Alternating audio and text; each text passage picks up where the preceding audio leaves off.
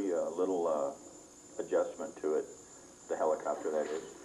Instead of doing the ear twist and doing the balloon that way, if at this point of the tail rotor you would get rid of the end and tie that off so that you now have the helicopter separated from the wand that the child would carry it on. You can now use a kind of a technique, I believe, that was invented by Ralph Dewey in one of his gospel balloon routine books. He talks about doing a Zacchaeus climbing a tree.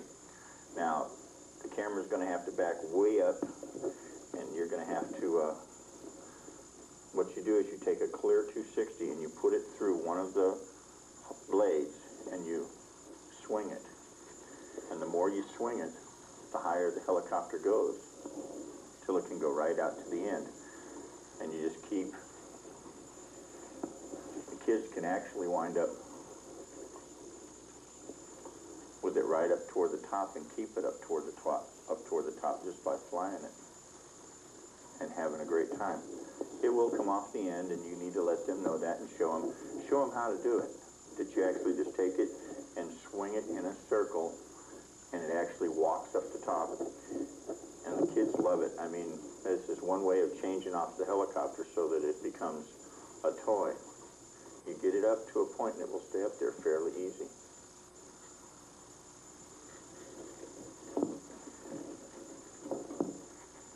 The helicopter. I love it. Don't forget to file your flight plan.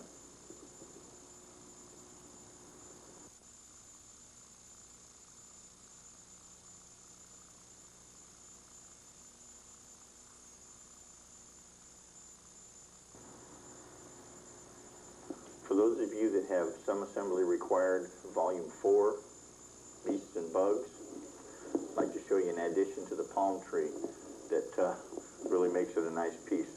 Go up about a short hand's length, 4 fingers spread, on your balloon. Now bring it up into the camera so you can see it better, and keep it in one place. Okay, Amy? She puts up with me a lot, guys. But anyway, about a 4 finger spread, twist off, and then twist off another bubble to ear twist.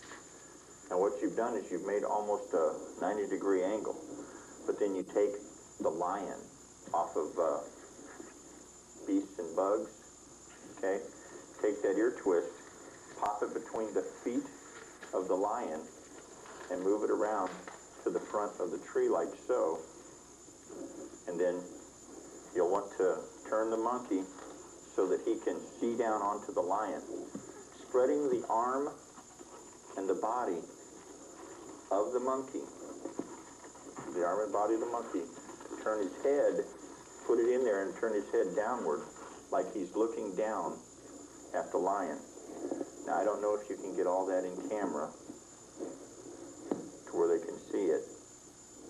Matter of fact, let's do it like this so that, can they see the face of the monkey and the lion? The lion says, "Let's do lunch." The monkey's not up for it, or he's up for not being lunch. I love this piece, and the kids love it. If you do one of these, you'll do 101.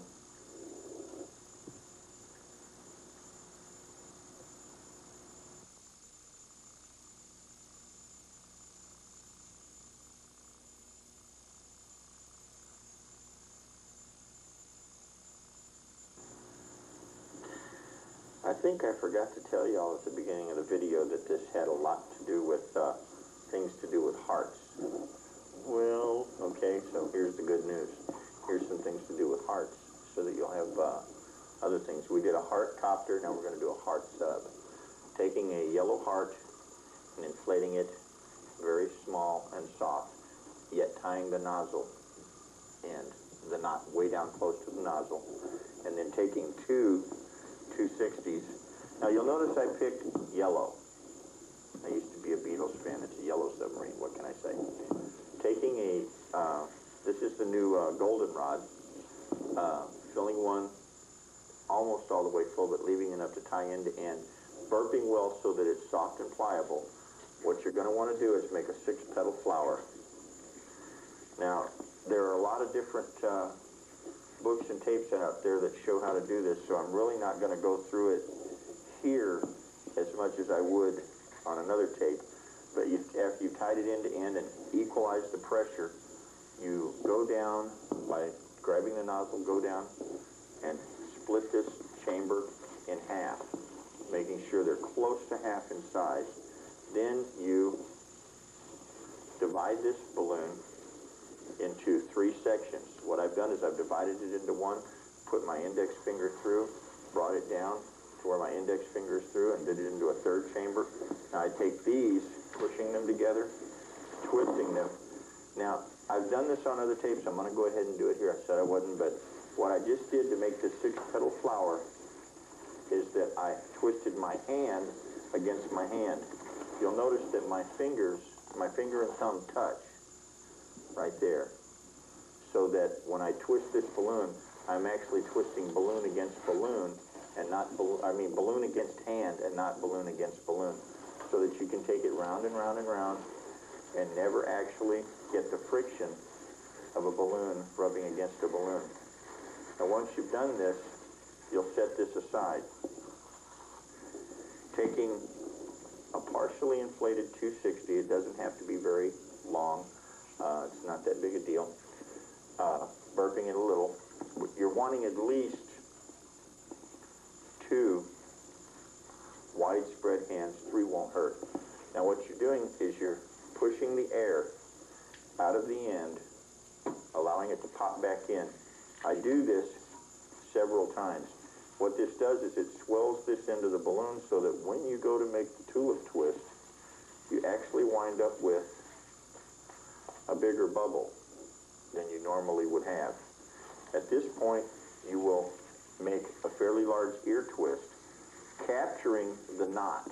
If you don't capture the knot, your tulip twist will come undone. So be sure that you capture that knot. Roll it up to where it's like so, and that's like the head of the periscope, the top of the periscope of the submarine. Periscope up.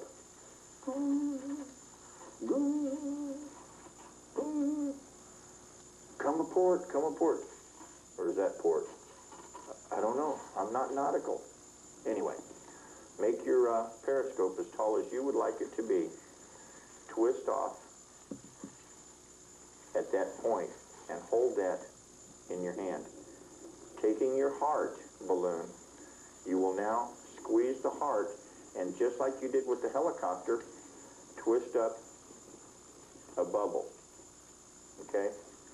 Now you take your 260 and wrap it around that bubble and twist it in tight enough to where that bubble will not slip out through the hole, but at the same time not so tight that it would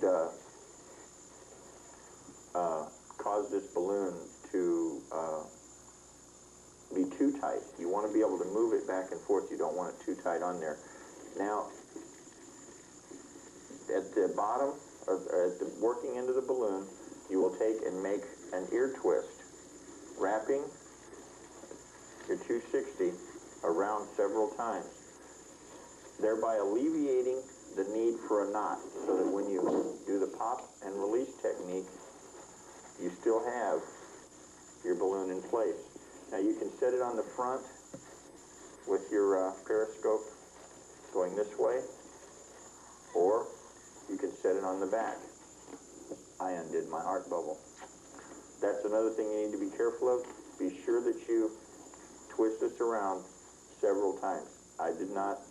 It's better that this accident shows up now so that you'll know not to make it. You can always take that bubble and push it back through again, and setting up your periscope. This is like your conning tower, and this is like the periscope. Taking your 6-petal flower that you made, you now take the nozzle of the heart into the middle of the 6-petal flower and back around to the other side once, sealing it in place, making a yellow submarine. Yellow submarine. We don't all live in a yellow submarine. I live in a White House. Well, not the White House. There you have